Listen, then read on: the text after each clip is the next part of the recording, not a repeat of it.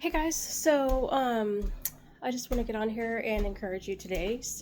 I mentioned yesterday that I was a little bit dysregulated, and so I knew that because I felt like I did not have any power in those moments, I um, was intentionally going to see about feeling better today. So today was a really good day, and but in order for me to have a good day where I felt like I was in my power and um, I wasn't dysregulated and stuff, I kind of had to come up with a plan yesterday. So last night I kind of already had in my mind what I would do to sort of help me keep busy and help encourage me and help me stay regulated. And so one of the things, I had a pretty busy day today.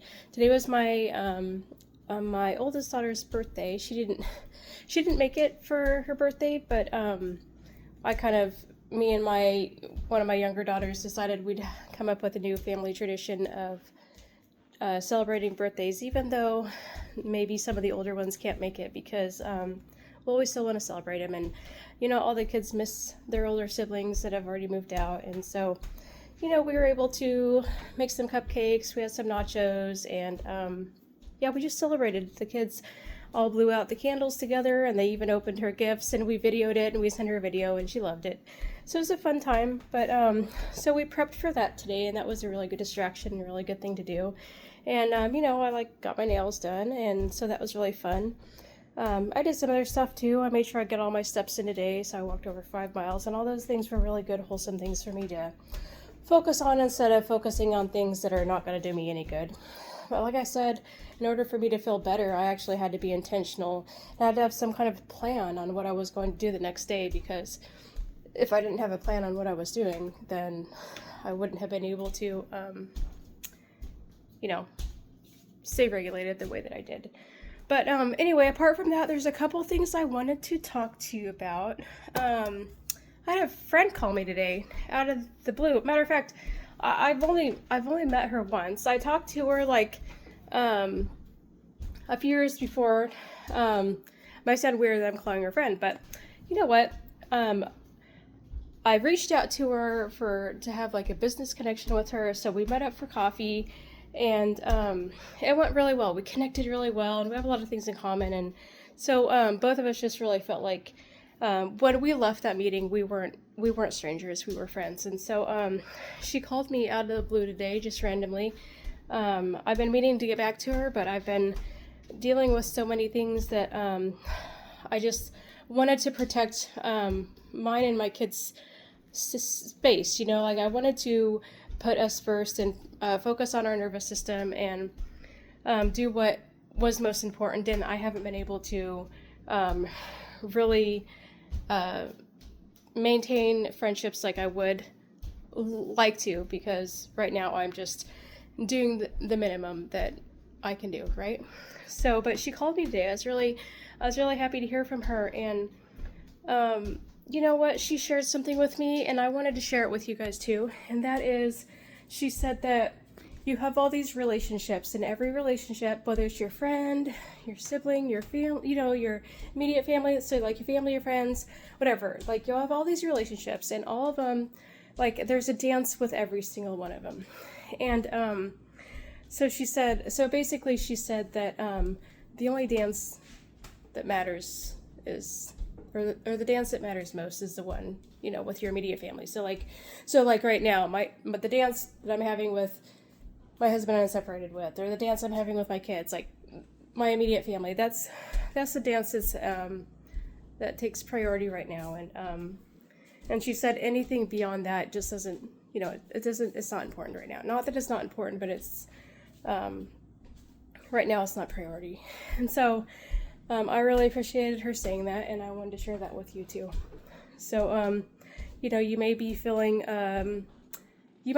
guilty for not being able to maintain stuff. I have to tell you, I have like 5 people that I haven't responded to in weeks. They were like moms that reached out to me regarding advice about their kids, and I started the conversations with them, and I actually need to get back to them. And I feel a little bit bad about it, but I don't necessarily feel guilty because the advice I'm actually going to be giving them is to focus on your nervous system, focus on your kids' nervous system, and do what makes sense for you guys. Don't put pressure on yourself. And so that's something that I'm living by right now. And so I'm not going to feel, they might be confused, but when I get back to them, they won't be confused because I'm going to be honest about, why I didn't prioritize them. But I don't want you to feel like you have to prioritize anything else right now in your life except for you. If you have kids, your kids, your immediate family. If you're going through something hard, I'm going through separation right now, and so that's something that's been really challenging for me and my family.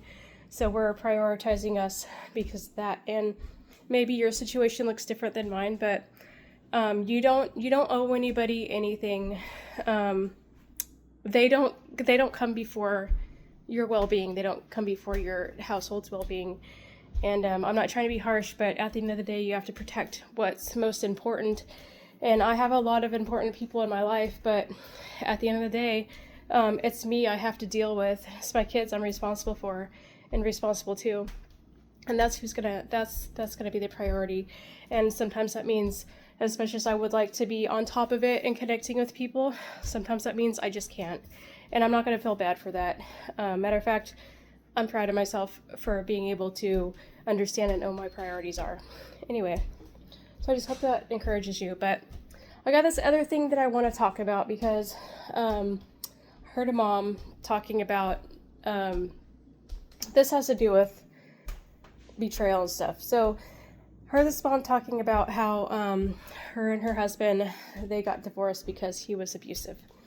And some of you might understand what that entails, and some of you won't have any idea what that means. And if you're anything like me, if you don't have experience in it, sometimes you can be a little bit critical. I think that's how most of us are.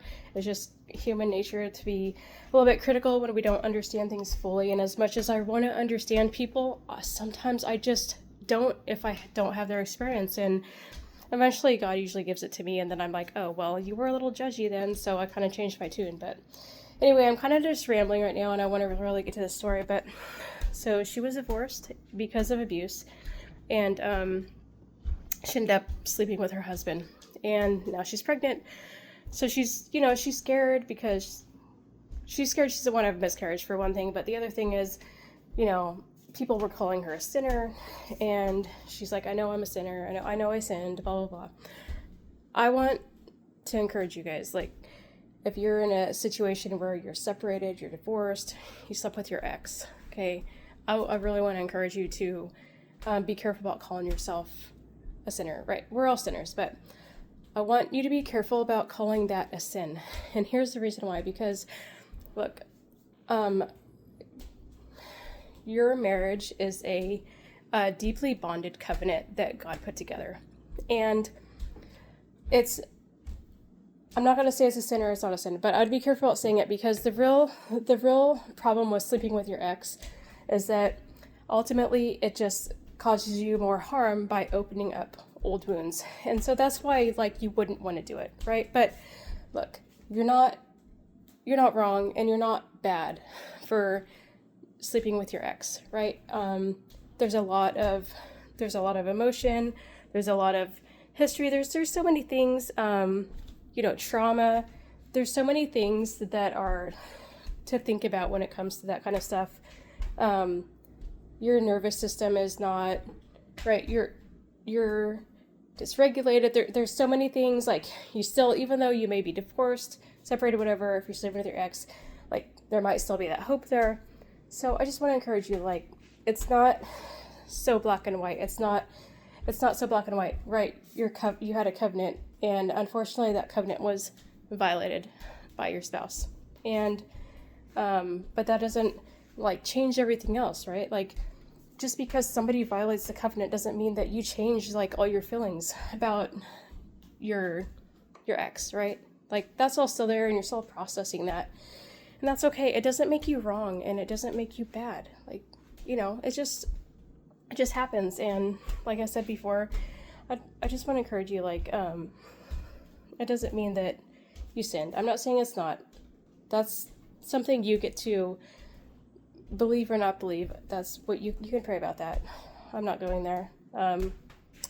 But just to remember that, originally it was God's plan for you to stay together. It was God's plan for that covenant to not be broken. And unfortunately, that's what happened. So anyway, those are just things I wanted to talk to you about today. And I hope somehow something in here encouraged you guys today. And I guess I will talk to you later. Bye.